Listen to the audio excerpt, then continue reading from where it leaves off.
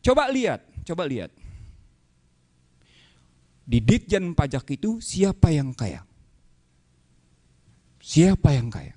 Coba lihat orang-orang di situ. Itu bisa tertelusuri, gampang kok nelusurinya, sederhana sekali. Tadi saya berbisik sama Bang Fuad.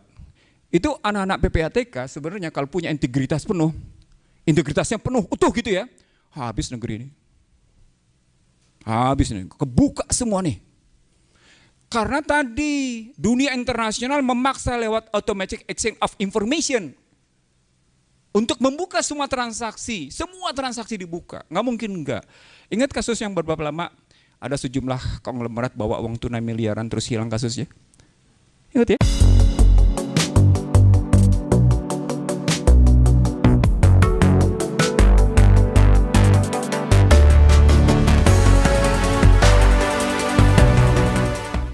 Mendikte Indonesia di bidang keuangan. Itu problemnya. Itu problem besarnya. Kalau nanti bisa dipecah, kan sudah ada nih OJK, mestinya di 4 badan. Ada Office Budget Management, ada Internal Revenue Services, ada Badan Accounting National Accounting Agency, begitu ada Treasury, kan pecahnya kayak gitu mestinya. Kalau kita ngikutin, kan kiblatnya ke Amerika. Kalau kiblat Amerika begitu. Nah, ketika kita masuk ke situ, maka 17/2003 itu tentang keuangan negara menempatkan betapa hebatnya Menteri Keuangan kekuasaannya di atas yang mengatasi kekuasaan Wapres. Saya ulang, betapa hebatnya kekuasaan Menteri Keuangan di atas kekuasaan Wapres. Bahkan dia bisa berhadapan dengan Presiden. Begitu hebatnya ini mendapat kekuasaan berdasarkan Undang-Undang 17. Ini desain bukan desain orang Indonesia nih. Bukan, ini desain asing. Ini bagian dari desain yang namanya, tadi lembaga-lembaga yang saya sebut tadi. Yang oleh orang luar disebut sebagai desain Unholy Alliance. Gitu ya. Desain aliansi-aliansi busuk dalam rangka mereka Indonesia. Maka ketika orang-orang Indonesia melakukan seperti yang dilakukan oleh Rafael Aluntri Sambodo dan macam-macam itu, dia cuma ngikutin, dilihat orang asing melakukan itu. Dia cuma ngikutin kok. Dia cuma mencontoh. Dan contohnya enak luar biasa enaknya. Gitu ya. Nah dari situ pertanyaan besarnya, kenapa kita tidak mau mengubah? Karena dari situ terjadi yang saya sebut tadi, abuse of power sama dengan abuse of tax. Nah sekarang kita masuk supaya langsung kasih ke Bang Fuad ya. Saya punya kasus banyak nih. Saya punya kasus banyak.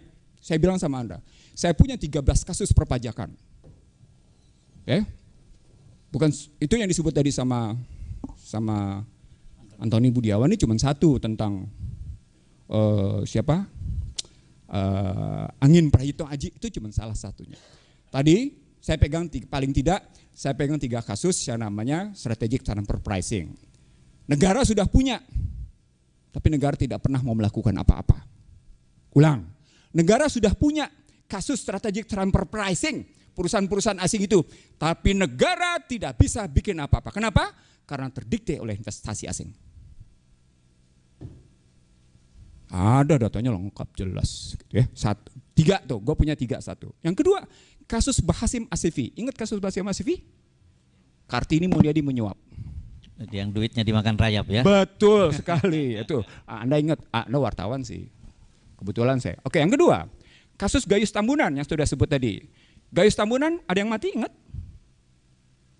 Lupa. Putus mata rantai, selesai. 3, 4, kasus Dana Widiatmika, gratifikasi dan TPPU. Divonis 7 tahun. Ini saya ngeruntun peristiwa dari mulai reformasi ya. Ulang, saya ngeruntun peristiwa dari reformasi hingga hari ini. Gitu ya. Berikutnya kasus yang namanya Pargono Riyadi. Lalu berikutnya Hadi. Nah, ini Bang Fuad pasti ingat nih kasusnya, karena berkaitan sama mitranya. Kasus Hadi Purnomo. Ingat kasus Hadi Purnomo kasus apa? Tactless carry forward. Yang ribut kebetulan cuma gua. Berhadapan dengan penguasa keuangan negeri ini di Indonesia. PT-UN menyatakan Hadi Purnomo tidak bersalah. Kasus besarnya 375 miliar dari tax loss carry forward BCA sebesar 5,7 triliun. BCA merasa memenuhi prosedur. Dibebaskan. Padahal di situ ada problem antara Sri Mulyani dengan Hadi Purnomo. Itu kasus Hadi Purnomo. Berikutnya adalah kasus Handang Soekarno. Ya, 2016, 2021 ada 3 kasus. Angin Prayitno, Wawan Ridiawan, Alfred Simanjuntak, semuanya isinya gratifikasi suap, gratifikasi suap, gratifikasi suap. Baru muncul yang terakhir ini, Rafael Alun Trisambodo, termasuk yang namanya tadi puluhan pegawai ASN. Bagaimana bisa begitu? Karena tadi self assessment. Self assessment itu bagian dari orang yang kemudian diikuti dengan, kalau bagi perpajakan, diikuti dengan namanya kekuasaan perpajakan melakukan pemeriksaan dan pengawasan. Coba lihat. Di Ditjen Pajak itu siapa yang kaya? Siapa yang kaya? Coba lihat orang-orang di situ. Itu bisa tertelusuri, gampang kok nelusurinya, sederhana sekali. Tadi saya berbisik sama Bang Fuad. Itu anak-anak PPATK sebenarnya kalau punya integritas penuh, integritasnya penuh, utuh gitu ya, habis negeri ini. Habis nih, kebuka semua nih. Karena tadi dunia internasional memaksa lewat automatic exchange of information untuk membuka semua transaksi dibuka, nggak mungkin enggak. Ingat kasus yang beberapa lama ada sejumlah konglomerat bawa uang tunai miliaran terus hilang kasusnya? Ingat ya? Belum lama tuh, hilang kasusnya. Berikutnya, setelah yang namanya 2021, 23, nah terakhir Bapak Ibu sekalian, ini saya ngambil data terakhir berdasarkan perhitungan saya. Sri Mulyani menyatakan tax ratio meningkat dibanding 2021 ke 2022 meningkat dari 9,11% menjadi 10,38. Data saya lengkap, data saya dari mulai tahun 2015. Baru kali ini Sri Mulyani memperoleh tax ratio mendekati angka 2015, baru kali ini. 2015 tax ratio itu 10,76, 2022 tax ratio itu 10,38. Menurun, tiba-tiba di 2022 naik lagi 10,38. Tapi bukan itu rumusnya. Rumusnya mari kita lihat sekarang. Kalau pernyataan tax ratio 10,38 dengan PDB 19.588 triliun, maka pendapatan perpajakan mestinya 2.033 triliun. Ulang ya. Dengan tax ratio 10,38 triliun dengan PDB 19.588,4 triliun, maka sesungguhnya tax yang mesti didapat adalah 2.033,28 triliun. Apa yang dicatat oleh Kementerian Keuangan sekarang? Yang dicatat oleh Kementerian Keuangan sekarang adalah 1.924 triliun. Berapa selisihnya? 108 triliun. Berarti ada 2 kasus kita. Kasus pertama adalah selisih dari perhitungan yang wajar. Pak, saya ingin mengatakan kepada pemirsa FNN, kita ini telanjang. Dilihat oleh kekuatan OECD. Maka yang maki-maki pertama kali tax ratio buruk itu adalah OECD. Apa-apaan sih lo pertumbuhan lo keren kayak gitu, tax ratio berantakan aja. Yang maki-maki pertama OECD. Baru dimaki-maki oleh IMF, baru dimaki-maki oleh Bank Dunia, baru dimaki-maki oleh Moody's Spur. Lo nggak bisa bikin apa-apa sepanjang tax ratio lo rendah. Naik sekarang Sri Mulyani.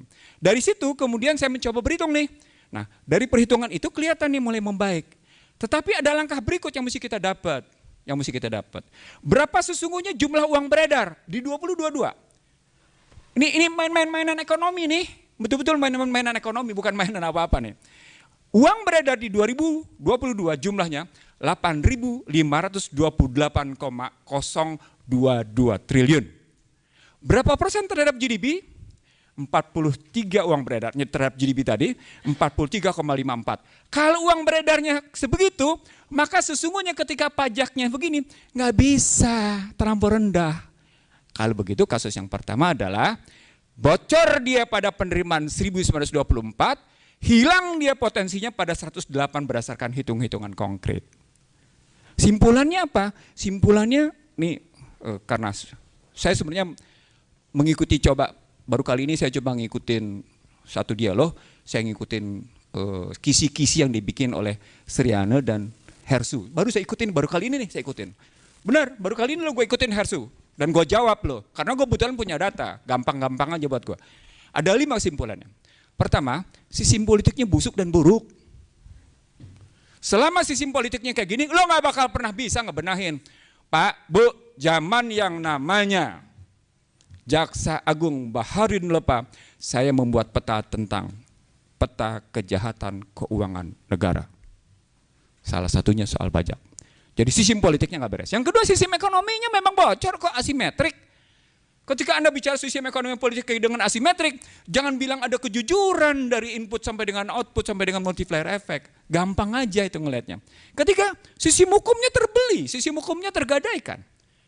Budaya politiknya bangga korupsi dipertontonkan gitu ya. Jangan pamer dong, walaupun lo korup. Kan konyol. Jadi budaya politiknya itu budaya sosialnya kayak gitu. Yang terujung yang paling akhir. Yang paling akhir. Ini bukti. Kepemimpinan itu butuh kompetensi. Kepemimpinan itu butuh kompetensi. Selama kepemimpinan itu tidak mengerti apa-apa kedalaman sebuah masalah dan dia tidak pernah mengkaji kedalaman masalah itu dengan baik, maka dia dengan mudah terdikte. Saya dengar macam-macam kalau sidang kabinet, bagaimana Sri Mulyani dengan enak bermain-main dalam sidang kabinet. Karena nggak ada lawan. Ada 2 cuma pemain di negeri ini. Luhut Binsar Panjaitan dan Sri Mulyani. Anda bisa lihat bagaimana kebijakan. Nggak ada lawan Sri Mulyani. Nggak ada lawan bagi Luhut Binsar Panjaitan. Nggak ada lawan. Nah itu berarti berkaitan dengan sistem ekonomi dan sistem politik. Nah kalau begitu sekarang pertanyaan besarnya. Kalau kepemimpinannya kayak gini, kasus Alun Trisambodo, kasus 300 triliun, tadi kita sepakati sebagai sebuah gunung es dari Indonesia. Maka ketika kebongkar 300 triliun, gunung es ini kebongkar nggak? Halo? Wah, dia udah jawab duluan, nggak kebongkar. Kenapa? Karena akar sistem politik dan sistem ekonominya tidak kebongkar. Terima kasih. Assalamualaikum warahmatullahi wabarakatuh.